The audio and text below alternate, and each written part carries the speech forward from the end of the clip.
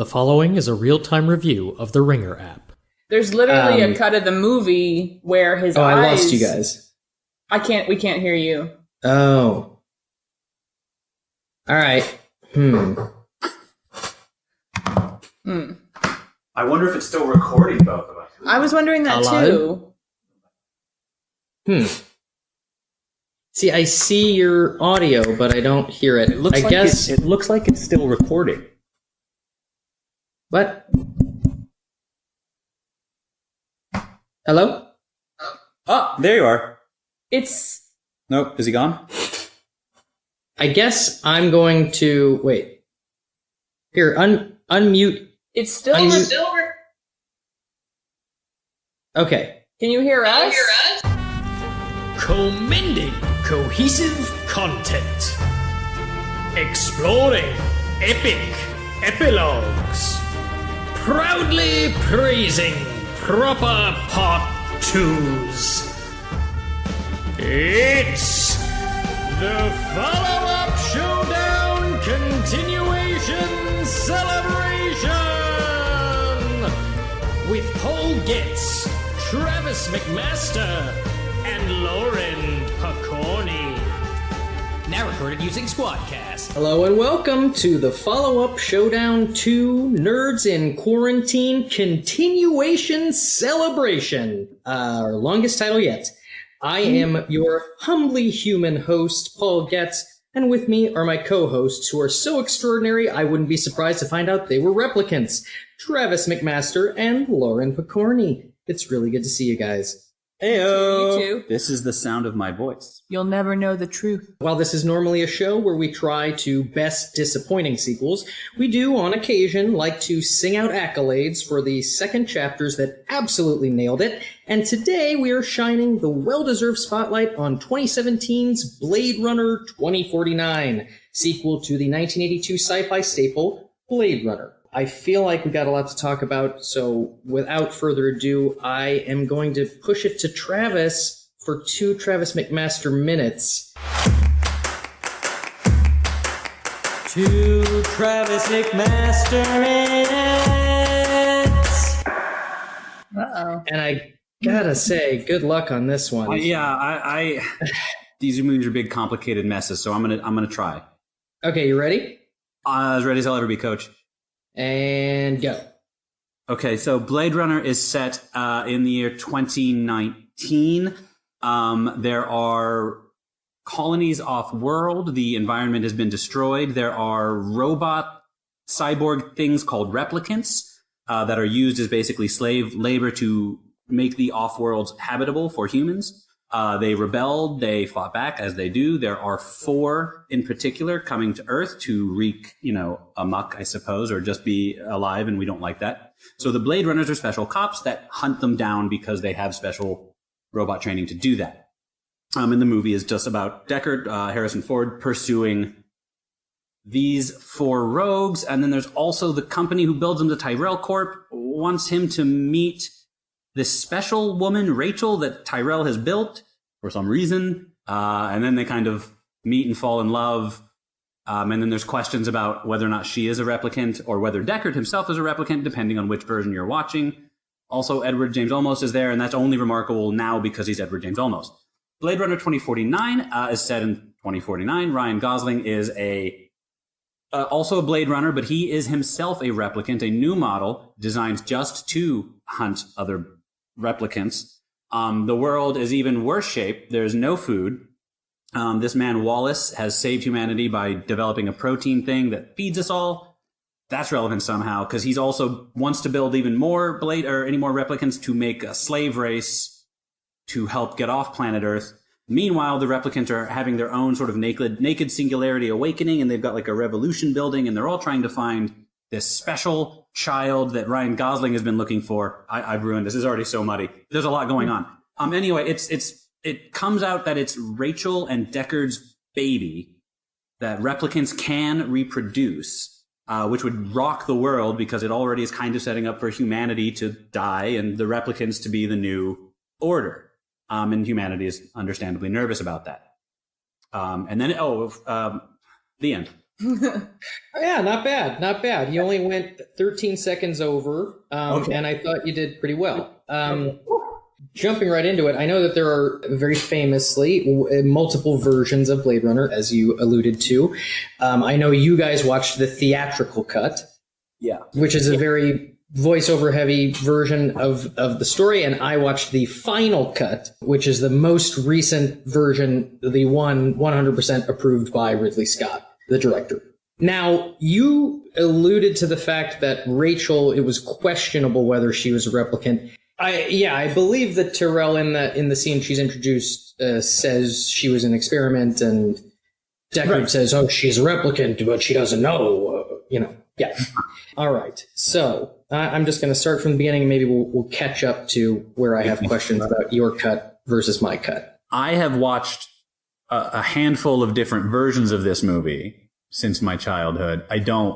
So I might not be able to answer specific questions about the differences in this cut because they're all kind of mushed together in my head. You can't do it. I think Lauren can help you out here because you just watched it. Blade Runner is based on the Philip K. Dick novel, Do Androids Dream of Electric Sheep? This guy.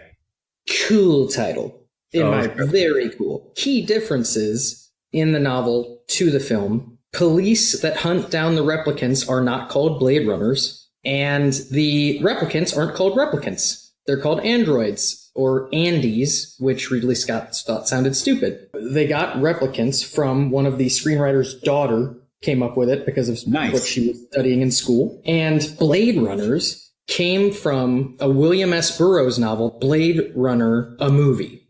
And in that novel, Blade Runners were people that did underground surgeries and dealt illegal medical equipment. So they were literal runners of Blade. Oh, yes. Interesting. And at some point, Hampton Fancher, who is essentially the main author of all things Blade Runner, as we'll come to find, screenplay-wise, he wrote Blade Runner somewhere in his script. Ridley Scott picked it out, said, "This is amazing. I want to use this as our term." And he said, "To be honest, I stole it from this old novel." And Ridley Scott said, "That's fine."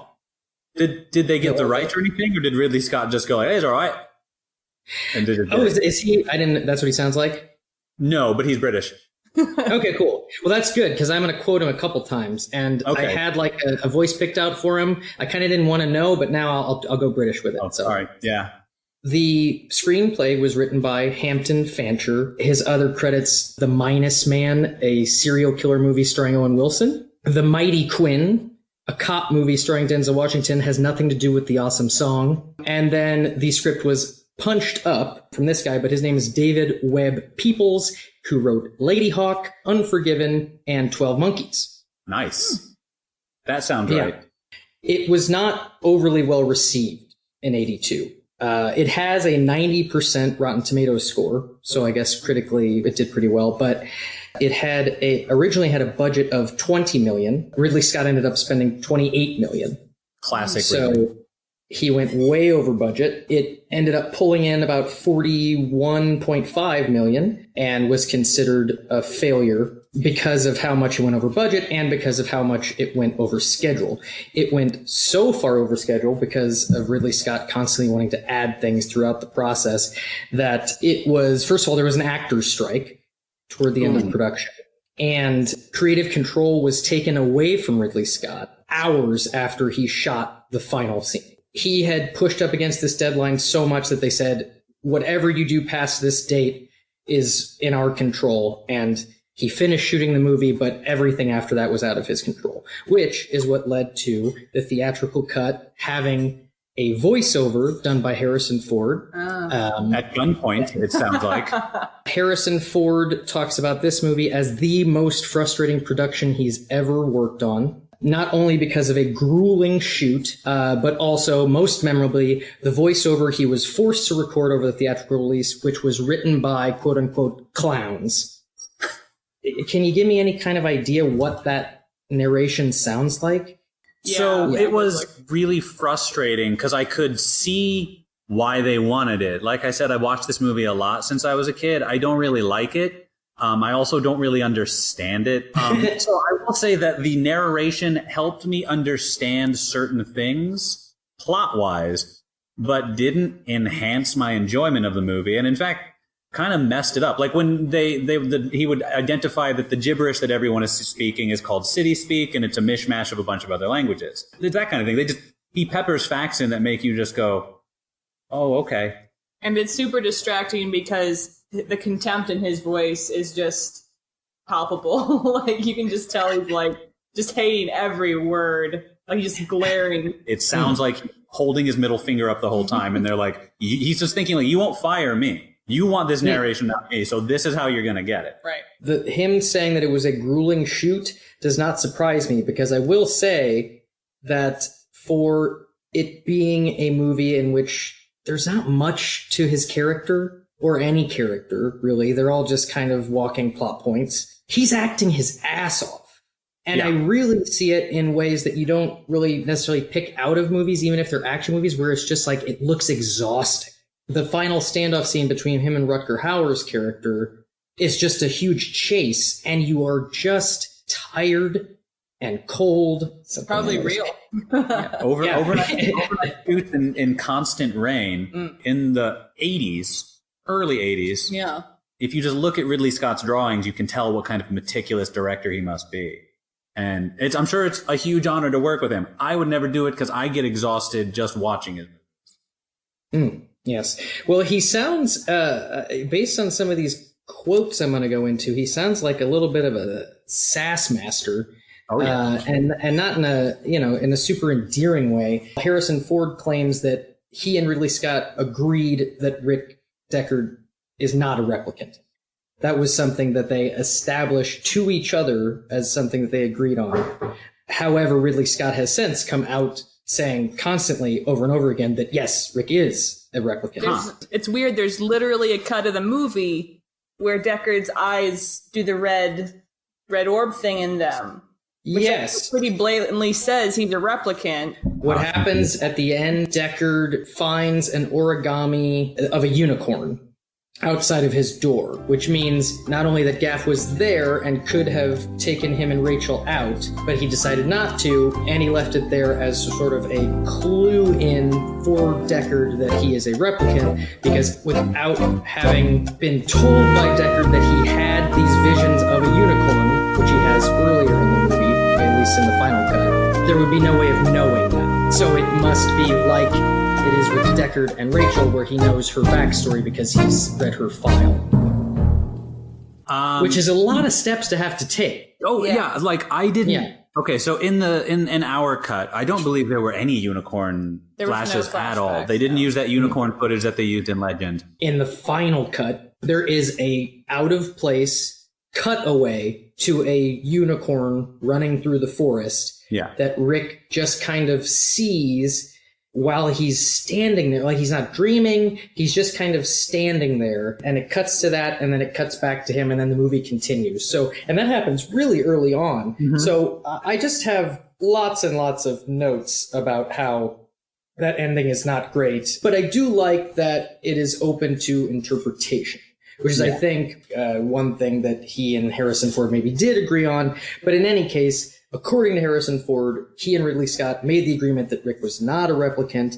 Apparently, Ridley Scott has come out saying, how would anyone have known what was inside his head other than someone who knew what was in his file that had been implanted in his brain? Can't be any clearer than that. If you don't get it, you're a moron.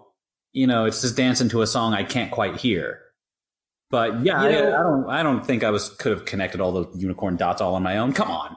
I just don't think it's interesting at all if he's a replicant, which is a big reason why I'm not. I feel like people who love the first Blade Runner are really in the Deckard's a replicant camp.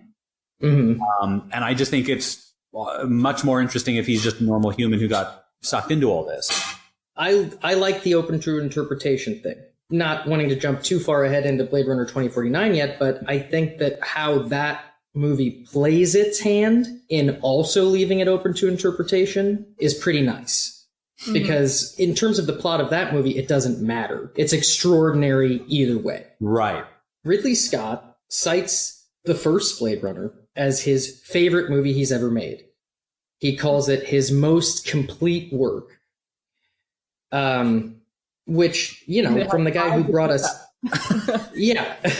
from the guy who brought us Alien You know, I if it weren't for 2049, I think I probably never would have watched it again. I'm not going to throw the whole thing out. I can't, the baby in this bathwater are some really cool visuals and concepts that are still cool. Oh yeah. The performances, there's so much I love every ingredient of this movie, and every single way I've seen them put it together, it comes back with a no thank you. Well, I think that what I would call it first and foremost, besides hardcore sci-fi, is artsy fartsy. It is so artsy and so fartsy. I don't know about that. Maybe my tolerance artsy fartsy is a little higher than yours. I mean, in terms of how much plot there is, you could have cut about a half hour, made it a nice 90-minute flick, and there wouldn't have had to be all these slow. I like the slow. The sax sequence was particularly tough for me. You know, and that love scene in particular is a bit of a rough, like a rapey vibe. Yeah. It's really uncomfortable to watch. And supposedly both Harrison Ford and Sean Young had issues with that scene, the way it was written, the way it was directed. And Ridley Scott now admits it doesn't work because it's sort of questionable as to whether or not she's consenting at all. Yeah. Mm-hmm. Because he says to say, kiss me, and then she says it. But he says, according to Ridley Scott, the way he intended it was by the time she said, put your hands on me, that was your invitation to the waltz. I assumed that because that's how that scene would have been in a standard noir story. In the 80s. No, that too. Noir story. You're right. A man and a woman. Right. Tell me you want me to kiss you or whatever, and it's supposed to be sexy because he's manly or whatever. Yeah. I thought they were putting a spin on that scene where it's like, it's that, but in this case, the robot, but you're right, she doesn't know she's a replicant, so. I think that's No, she does. At that point, yeah. But Whatever. I think she feels like he's bullying her. It doesn't feel fully consensual. So I think at the time, like, filmmakers just hadn't figured out how a love scene some had. Look, there's even just comparing Han Solo to Deckard. Comparison Ford. But I also, to your point, Travis, I think that you're probably also right, at least somewhat about the noir of it all. Because every single beat in this movie is a classic noir beat. He's constantly getting beat up. You know, it's all the tropes of every single noir, just with a sci-fi spin. And I kind of think that in the end with Blade Runner is all it is. Ridley Scott's apparently original cut of this movie was 4 hours long and described as incomprehensible, which it was close enough to that at 2 hours. I certainly wouldn't say that what I needed was more information by the end of the movie. I just really quickly want to get out a couple actors' notes. Dustin Hoffman was originally cast as Rick Deckard. He apparently thought he was miscast and eventually left the project. I think just brought me in here because of Marathon Man. That was a terrible Dustin Hoffman. Cut that from the podcast. We'll see.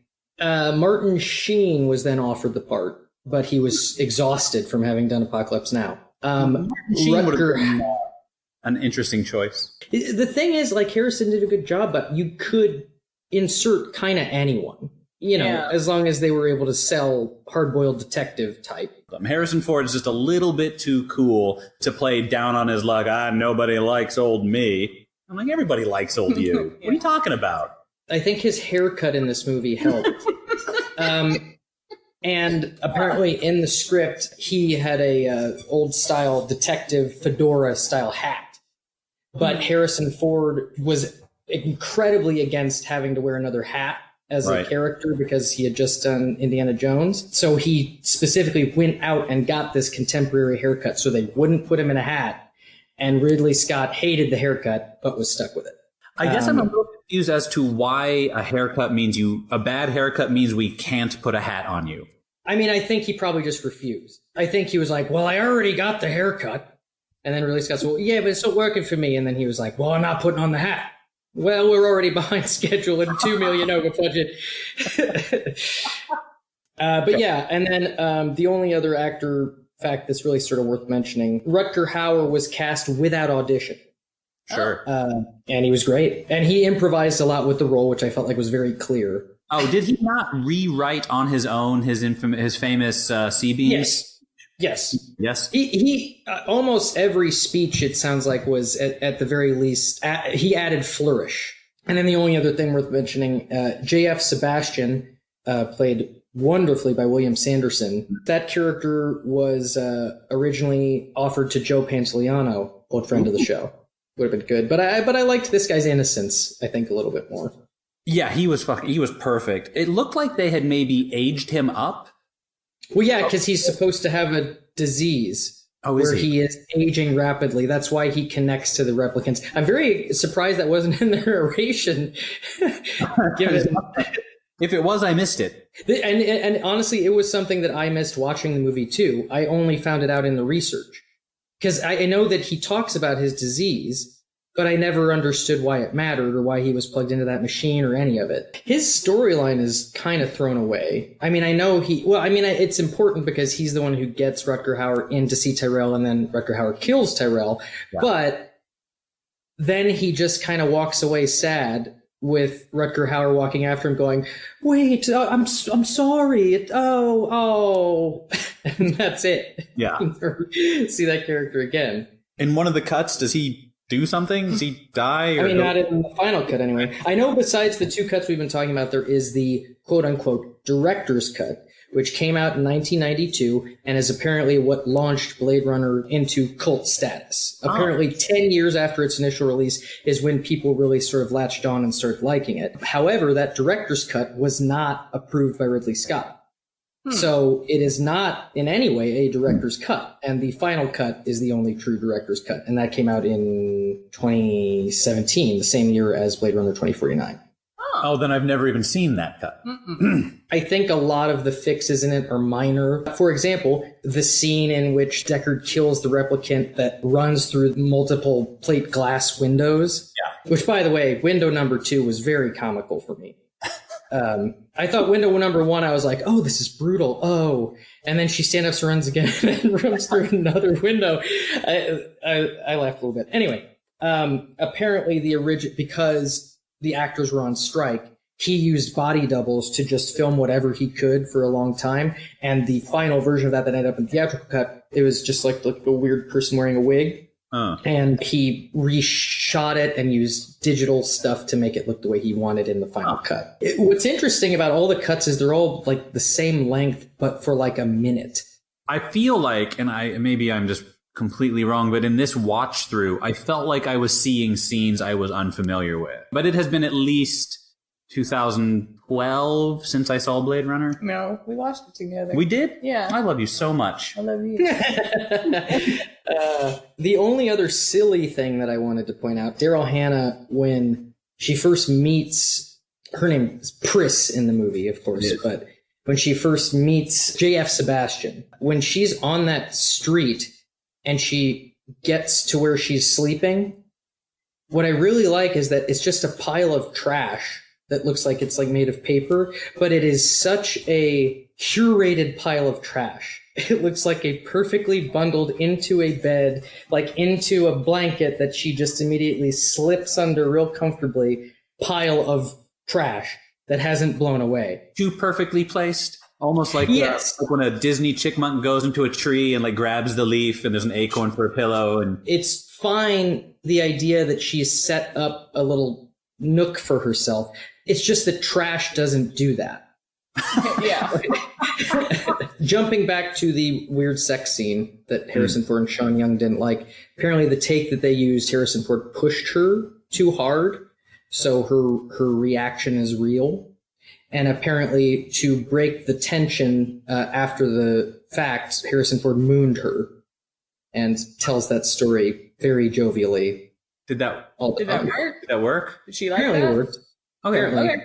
Well, I feel like I maybe had to be there. I don't know. If anything is ever tense between me and anyone on the planet, mooning me will not make it better. It will make it much worse, and I will not probably be able to talk to you for a little while. Another reason I forgot that I wanted to ask about the end scene in the theatrical cut is because apparently the footage used in that last shot is unused footage from The Shining. That's what I said. Really? Interesting. I said Shining-esque sweeping mountain footage. Apparently what happened is that the producers were forcing all of these changes on the theatrical cut, and Ridley Scott reached out to Stanley Kubrick in order to get footage to make this ending work for him. And Kubrick said, as long as you don't use anything that's in the final cut of the movie, you can have whatever you want. Cool. That's awesome. Yeah. Okay, and then the final cool fact is that there is a famous Blade Runner curse. Apparently, within a year of the release of Blade Runner, the following brands featured in the movie all experienced either bankruptcy or a huge financial loss. RCA, Atari, Cuisinart, TDK, the Bell System, Pan Am, Koss, and Coca-Cola, because that was the year they released Nuco. So it became known as the Blade Runner curse. Every single company that invested in advertising in Blade Runner lost money within a year, with the exception of Qingdao beer, which is why I'm drinking this. And every single brand that lost money is referenced in 2049. That's great. Okay, so then really quickly I'm going to run through the other sequels that exist pre-2049. Okay, so there is the first Blade Runner video game released in 1985. It is a side-scroller for the Commodore 64, and it was based only on the film's score due to licensing issues. So the only thing in it that relates to the movie is the score. In 1997, a PC game called Blade Runner, written by Hampton Fancher, which tells a side story from the perspective of another Blade Runner named McCoy, and features the return of the characters Eldon Tyrell, Gaff, Leon, Rachel, Chew, J.F. Sebastian, and Howie Lee, all voiced by the original actors, with the exception of Edward James Olmos. Then there are sequel novels written by K.W. Jeter, who was a friend of Philip K. Dick's, and after Philip K. Dick died, attempted to continue the story of Rick and Rachel while further bridging the gap between the book and the film. And those novels are called Blade Runner 2, The Edge of Human, Blade Runner 3, Replicant Night, and Blade Runner 4, I and Talon. Then there is a comic book, which is a direct sequel to the novel Do Androids Dream of Electric Sheep? So not a Blade Runner sequel, but a sequel to the novel called Dust to Dust. This is a really fun one and makes me want to watch this movie. David Webb Peoples, the man who was hired to punch up the script after Fancher originally wrote it, he wrote a movie in 1998 called Soldier, starring Kurt Russell, which he says is a sidequel to Blade Runner and takes place in the same universe. Oh. Yes, my household was a big Soldier fan household. Love it. In that movie, they, as they're going through Kurt Russell's Soldier history, they name check some battle that is in the Blade Runner universe that takes place on this junkyard planet. And so there's like a lot of cool shots of like old battleships or whatever. I think you do see one of the cop Blade Runner ship cars in the junkyard. That movie's dope though. Okay. Yeah. I mean, I want to see it, and I love Kurt Russell, so I'm in. Okay, so thanks to Ridley Scott, the Alien movies also take place in the same universe, as revealed in Prometheus, that Eldon Tyrell was Guy Pearce's character's mentor. Gotta watch Prometheus again. You gotta watch all the Alien movies if you want to get the full Blade Runner story, apparently. Then there are 3 prequel shorts to Blade Runner 2049, 2036 Nexus Dawn, 2048 Nowhere to Run, both directed by Luke Scott, son of Ridley Scott. And then Blade Runner Blackout 2022, an anime directed by the creator of Cowboy Bebop and Samurai Champloo, Shinichiro Watanabe, who is also set to release an upcoming anime on Adult Swim called Blade Runner Black Lotus. Awesome. And all of those prequel shorts written by Hampton Fancher, once again. And then the only other thing worth mentioning is there's a VR game currently called Blade Runner Revelations. Takes place in 2023, so right after the first one pretty much, and stars a Blade Runner named Harper and features Gaff once again. Okay. Yeah. I'm very excited that all of that material exists for people who love the Blade Runner Yeah. Or I guess this must be how people feel when I talk about all the weird Star Trek stuff, and they're just kind of looking at me blankly, going, "And this is how you spend all of your free time." So finally, we've reached Blade Runner 2049. An 88% on Rotten Tomatoes. This one, to be lower than the first doesn't make any sense to me, but there you have it. Also considered a failure. It had a $185 million budget, made $260.5 million worldwide, but was projected to make $400 million. Ridley Scott blames its poor performance on "it's slow, long, too long. I would have taken out a half hour." Pretty bold, in my opinion, for him to say, because he set the pace with that first one. It's only like 20 minutes longer than the first one or something? It's 45 minutes longer than the first one. Oh, I mean, it is long. I'm not going to say it's not long, but I think every single cue in terms of pacing and music and attitude is directly trying to recreate the universe of the first one. Yeah. And also, it doesn't drag. Like, I've watched it like 4 times, and every time I watch it, I keep worrying, like, oh, is this going to be boring? And then it's like almost over. I'm like, oh, man. But almost every single Ridley Scott movie is slow and really long. Yeah. I appreciate a director with that kind of cojones, but Ridley, buddy. He was set to direct 2049. Oh. But instead stepped back and only produced because he was busy doing Alien Covenant. New young maybe he was trying to dig himself out of the Prometheus hole. I did not like Prometheus. No, I didn't either. Covenant is so good, you will probably like Prometheus a little bit more. It is surprisingly good. I mean, it's kind of the way I feel because of 2049 about Blade Runner. Mm-hmm. I like Blade Runner more because it is necessary to get to 2049. It's very necessary. 2049, also written by Hampton Fancher, our Blade Runner boy. Co-writer Michael Green, who wrote Logan. Oh. Nice. Hampton Fancher only agreed to write this sequel if he could do it in a novella format. So he did. Apparently the novella was called Acid Zoo and featured an ending in which Rick Deckard died. Is Acid Zoo available anywhere? I don't know. I would look that up. Sounds pretty cool. I speak to the man who did the research. Well, there was a lot. Okay, I think you should be noticing there is a lot to say here. The actors' notes I have for 2049. Apparently, Neander Wallace, the Jared Leto character, originally written for David Bowie. Yeah, I remember. I forgot that. That's what a bummer. The worst news. Yeah, right before. Yeah. That would have been really, really good because we were both bemoaning the casting of Jared Leto in this movie. It also almost went to Gary Oldman and Ed Harris, so I guess it was an older character. We could have had Ed Harris?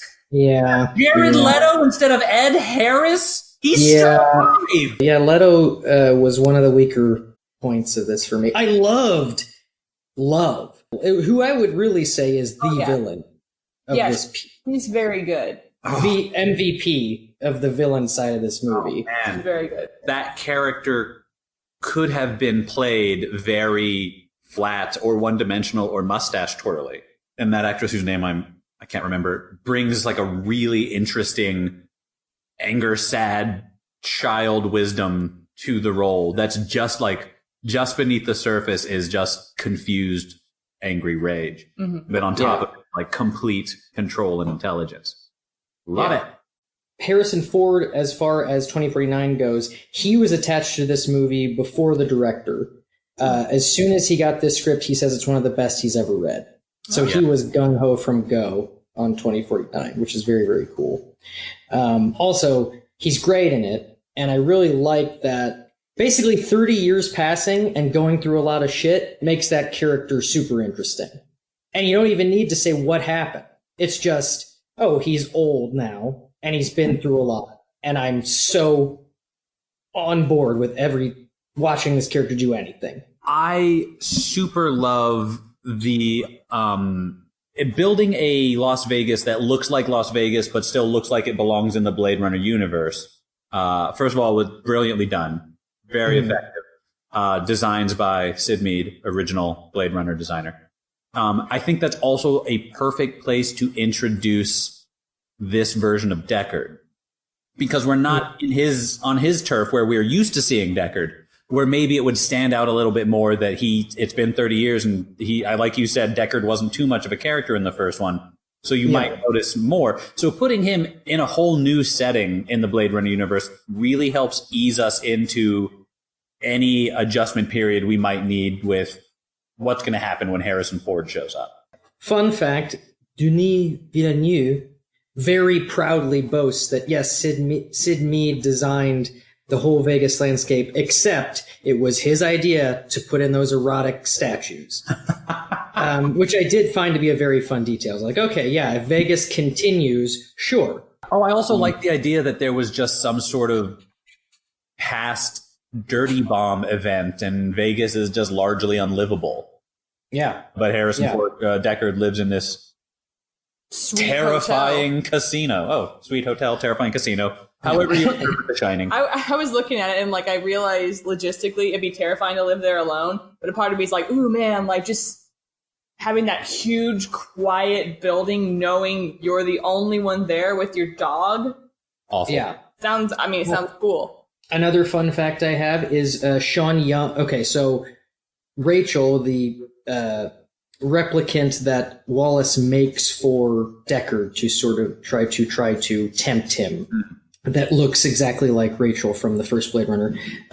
So that was played by a performance double named Lauren Pita. Sean Young, however, was brought in to train her in reproducing all of the mannerisms and her gait. These scenes were filmed in secret, and apparently Young was encouraged to voice boycotting the movie before its release because she wasn't asked back. Even though like she was there and she was a part of it, but she was, for some reason, because they wanted to make that such a surprise to the fans, they went so far as to have her like outwardly voice. I understand the sort of P.T. Barnum performance nature. That's fun and interesting, but I also don't need to be tricked into a movie. You don't have to lie to me and tell me something's not in the movie so that when it is in the movie, I'll go, oh, you got me. Yeah, like JJ denying Khan's and Into Darkness doesn't make it exciting whenever that's revealed. Yeah. A lot of other things don't make it exciting, too. But, Bing! I was wondering why they didn't just ask Sean Young back for the role. I know this, actually. It is because Denis, the director, specifically wanted to do this in a way that hadn't been done before as a way of avoiding the criticism that had already befallen Rogue One. And bringing back Carrie Fisher in that way. He just didn't want to chance it looking like that. And thought he could do better. And I think he did do better. Oh yeah, that's incredible. It's the best like deep fake, if you will, I've ever seen. We actually, probably the most expensive too, or one of. Well, that's what I was thinking. Like, if you have the actual face, wouldn't it make like the digital overlay easier? They had the actual face. They scanned Sean Young's face. That's true. But they're also, Sean Young's face looks different now. So scanning her face is good for her expression, but they'll still have to build. So my final fun facts for 2049 before we just start rolling crazy is the opening scene with Dave Bautista was the original opening to the first one. Or at least very, very close to it. I don't know why it was changed, but that was apparently how it was originally going to open, was Deckard go find a replicant. I am very glad it was changed, because one of the things that I love most about Blade Runner, and that stuck with me the most when I first saw it as a kid, is the opening scene, which was very upsetting to me as a child, because I didn't understand what I was seeing. This guy getting kind of put off by by the questions. You know, everyone's behaving incorrectly. And it's so cool. As an adult, I understand that's the point. But as a child, I'm like, this is upsetting. Why would you flip a tortoise over? Oh, he shot that guy. Okay, anyway, moving on. No one explaining anything to me. I'm 7. Also, if they're going with the angle that Deckard isn't a replicant of Dave Bautista's size, of course, I'm realizing as I say Right. now, he doesn't need to be that big in the original one. Yeah, it certainly But probably was adapted somewhat. it Yeah. would have, but I still like a replicant. I feel would have kicked his ass anyway. All the replicants kicked his ass. That's true. something His gun does all his fighting. Yeah. I pointed out on this watch through of 2049 when I don't want to say bemoaning, but I guess I was sort of pointing out the ways in which the movie would be a little different if Harrison Ford wasn't the decades-long megastar he is. And one of those was during the casino fight when they're in the hologram bar. Mm-hmm. They're fighting, and obviously Ryan Gosling is a replicant, and you cannot beat a replicant, but Harrison Ford is fighting because he's got that human tenacity.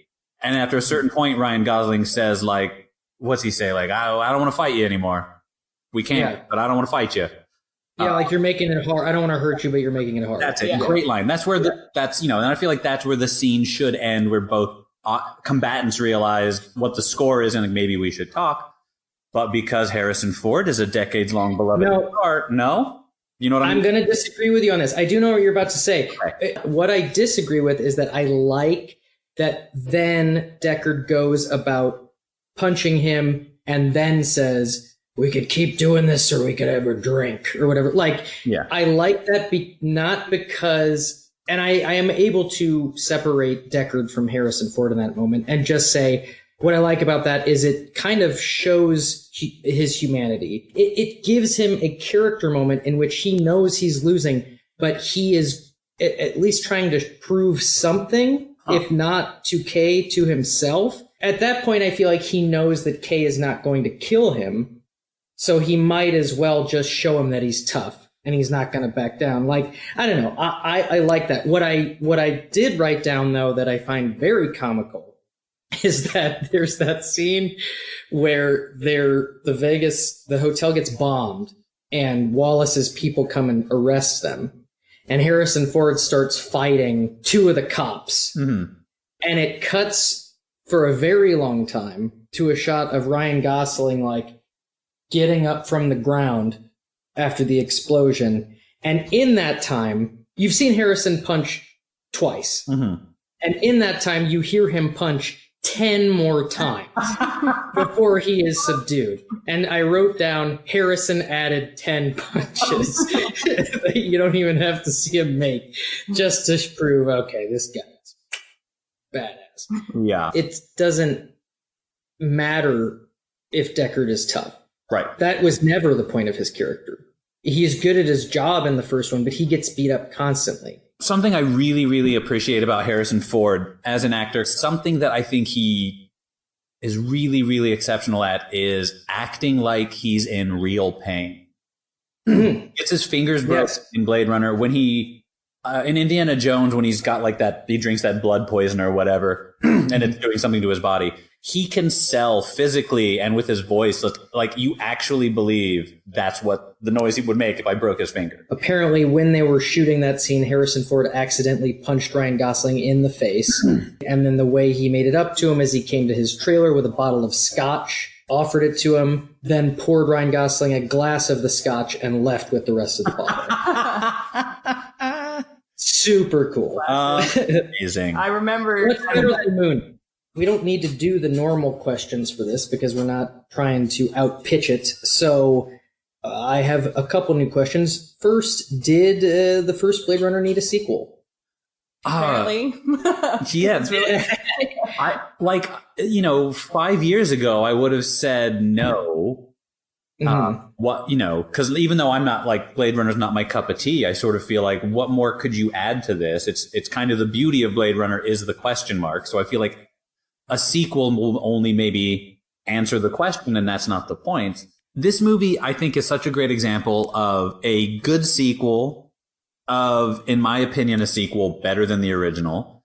Agreed. At the very least, a sequel, even if you don't like the content of the movie or if it does something with the mythology that you disagree with, I don't think it's arguable that the movie is expertly made. It is a visual and audio feast. And I remember, when I first saw it, it was IMAX, and it definitely lost some not being an IMAX this time. Yeah. But every single shot is gorgeous. It's insane. And in the first one, they definitely go for that. I think it was a long time ago, and so it can't be as perfect. There are moments in it that feel a little where it's like, oh, they couldn't quite get it just right, but they got what they could in the first. 1982, I understand what you mean, and now we're so slick that there's, there's no stopping us. Watching the movie now is one of the only times that I feel like you're supposed to watch a movie in a movie theater. This and like maybe like Gravity or Interstellar. Watching Blade Runner 2049 on my TV feels like I'm looking at the wrong end of a telescope. It's also illustrated by the fact that the text that they have on screen are tiny. It's tiny. I was furious.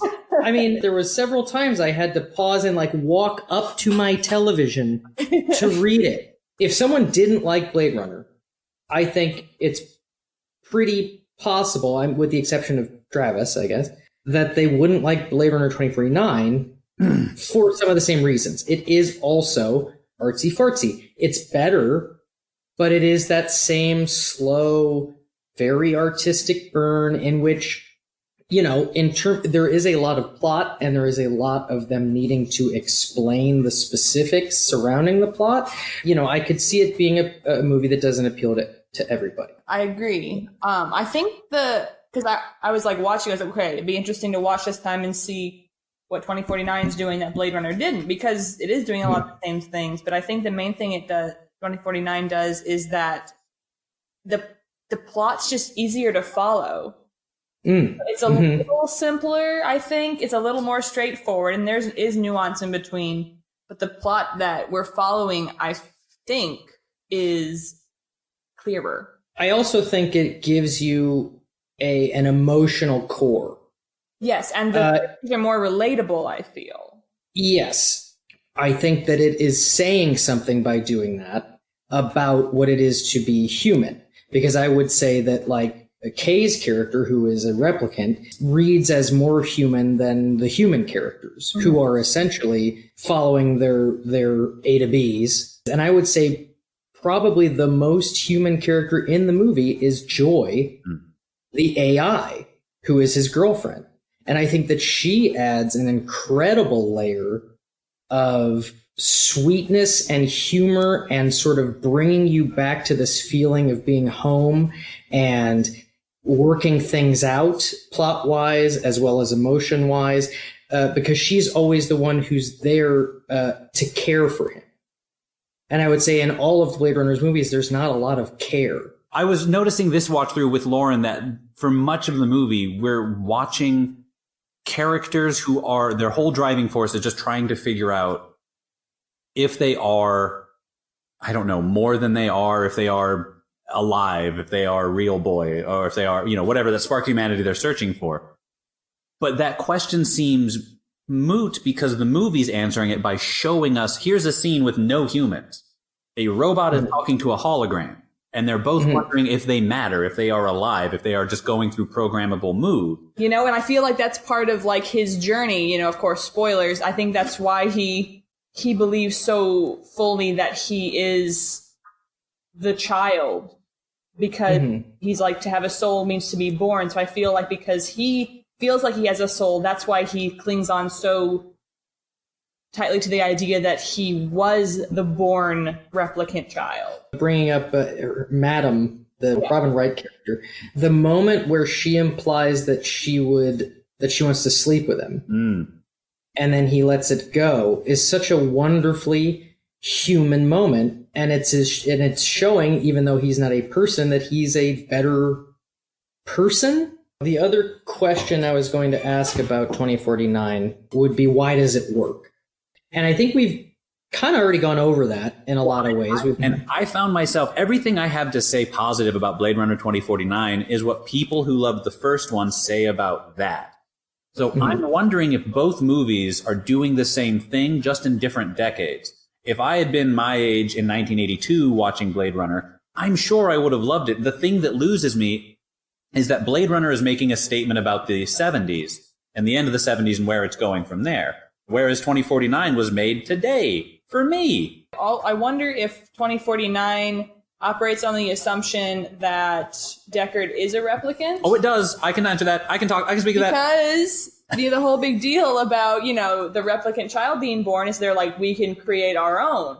And I'm like, okay, well, if it's human replicant, that's not as confident an assumption than if it's replicant creating a child. But I think that was Paul's point earlier, is that it's exciting either way. And that was the point of I call them the naked singularity. I don't know who they are. The replicant rebellion. They're saying, the oracle of this movie. Yes. She was saying that it doesn't matter if a replicant impregnated her or if a human impregnated her. We can get pregnant. We can procreate. Whether it is just with humans now, it will be with replicants soon. We are the future, and that is why you are scared. That makes sense. Yeah. Also, Gaff says that cryptic line about something in Deckard's eyes. Oh, right. I wonder why he didn't make an origami horse. I feel like that would have made more sense than like that cow or bull or whatever. The sheep that he makes in 2049 is a reference to the book Do Androids Dream of Electric Sheep? That makes sense. But I feel like it would have also made sense and been fun if he'd given Kay a horse. Yes. Because he's been dreaming about that wooden horse, I feel like that would have been... Well, there's also just a lot of him walking around with that toy horse. Might have been overkill. Right. And they saw that option too, and they chose to go sheep. I don't know why, but I just told you why.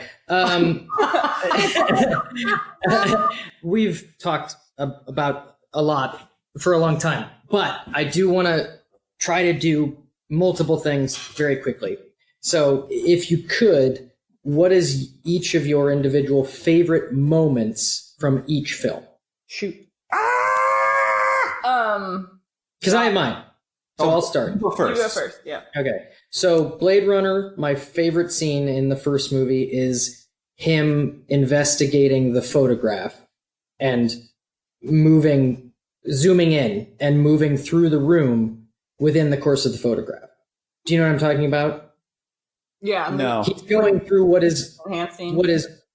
Yes, enhance. It's the enhance sequence. But it is literally a photograph that he puts into a program, like a floppy disk almost, and then he looks at it and is able to move as if the photograph has captured the entire apartment independent of what you see in the frame. Yes. That is my favorite scene in Blade Runner. I think it's the coolest sci-fi idea that is shown that's not necessarily part of the major plot. It's just like a cool, like, whoa! I never would have thought about a photograph in this way. I thought that was super. And then my favorite scene in Blade Runner 2049 is very, very brief. It is after their car crashes in sort of the big junk pile right before Love destroys all the hobo Jawas. Orphans. That's right. Sorry. Yeah. When Joy is flickering in and out and Kay is unconscious and she's yelling at him, Kay, like trying to revive him. It's heartbreaking. It just got me so deep in the heart, and it is also just the coolest concept to watch. This AI program flickering in and out, because they're not connected to a power source, but they are feeling what is so human. And so like that's my favorite moment of the whole movie. And I love the movie. Yeah. I'm going to take it from a character we haven't really discussed yet, sort of to give her day. The prop of the, would you call it the Imagineering? Oh, yeah. The something scope. The Imaginoscope. I don't know. Her little Imaginoscope accordion camera lens thing. It's such a simple looking device that I completely believe is capable of all of these incredibly fine mechanics. And it looked like everything in Blade Runner 2049. It looks real. Every piece of tech they use, even if I don't understand it, I can see how it works when they use it. They're not just throwing a bunch of extra buttons and knobs and lights on shit for fun. So that arguably one of the most complex piece of machinery in the movie and one of the most foreign to us still looks real. I still buy it. No, You're right, and that's a very good point about both of these movies, is that they are pushing this idea of where we could take technology, but it's never outside of the realm of our understanding. It's really hard to choose, but I think the sequence I like most is when Kay gets to Las Vegas, there's something so cozy about that hotel, and just like, again, going back to like the idea that you know you're alone there, and you and your dog, and I think that's it is that same thing that I always am drawn to about like post-apocalyptic worlds, that like seclusion and that abandonment, and how you can just live in a giant hotel and like drink all the booze, and like very last man on earth. Yeah, exactly. And I've always been very drawn to that. So I guess that's my favorite part. Cool. Very, very cool. Okay, and then the last thing I want to try, this is a segment that I'm hoping that we can continue on, and I want to talk about unsung heroes. Hit it, Ball Jr. Unsung heroes. Actors or characters who, like, you just wouldn't mention normally. So you have one. I have mine already. Yeah, okay. All right. I really like the bald archive man. That is exactly who I was going to talk about. He's so good. He leaves such an impression. He's like, I know. He gets across a lot of personality and character in a very short period of time, and you like him very fast. Yes, I put him down as the Wallace Corporation receptionist. He's in like a scene and a half, and then he goes away and he never comes back. He's one of those characters that sets the world. You know, as you watch him, you're like, I know I'm in a different world, and this guy is a normal person in that world. He also has a line that I wrote down he's talking about the records and what records are left of a replicant that old. Yeah. And he says, there aren't many left, and what there is thick milky. Yeah. Which the phrasing of that is so awesome and sci-fi because it's a phrasing that you've never heard before, but it obviously fits and we all know what he means. Yeah. It's also the type of line that as an actor, I feel like I could have seen on sides that I was auditioning with and not known how to say it. And he knocks it out of the park. Yeah. Next time I'll keep an eye out beforehand. I just want to do this from now on. Sure. For every movie. I'm going to put... Because I couldn't find one in Blade Runner. Sorry. There aren't many minor characters that stand out. They're all if they have lines, they have a lot of lines. I would say the standout would be the noodle chef who had to translate for Deckard. I was going to say, that is a cool moment. You're under arrest. I think he did a really good job of him sounding like both a little put out and also like they're cops. I kind of got to do this. Yeah. What I also love particularly about that scene is you don't know what he's saying, but Deckard says 4, and he holds up 2, and then Deckard says, no, I said 4, and then he holds up 2 again. And so even though you don't know what he's saying, you do understand because it's a because it's a regular interaction. It's like, okay, well, he understands what he's saying, but he's saying something else. You know what I mean? Like, it's still cool. All right, guys. Well, we have got to go, but this was a blast.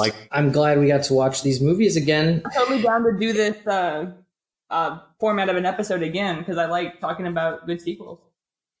Yeah, and I think that there will probably be sequels that we can do where we don't have to talk so much technical and behind the scenes. Like these are dense movies. Yeah, there's a lot to unpack. Just to take us out, Ridley Scott has said that he would be up for making more Blade Runners. Denis Villeneuve has said that he would be interested in working in the world again, but it would have to be a story unrelated to any of the stories they've already told. Yeah, I think that's fair. Leave Well Enough Alone. Smart. It's perfect. Next time we won't get to probably watch as good of a movie, but I do look forward to it anyway. So thanks for your time, guys, and thanks for your thoughts. I love it. Yes, of course. Thanks for you, Paul, and hey, thanks to the makers of Blade Runner 2049. And God bless anyone who tries to make a movie after that. I don't know why you'd bother.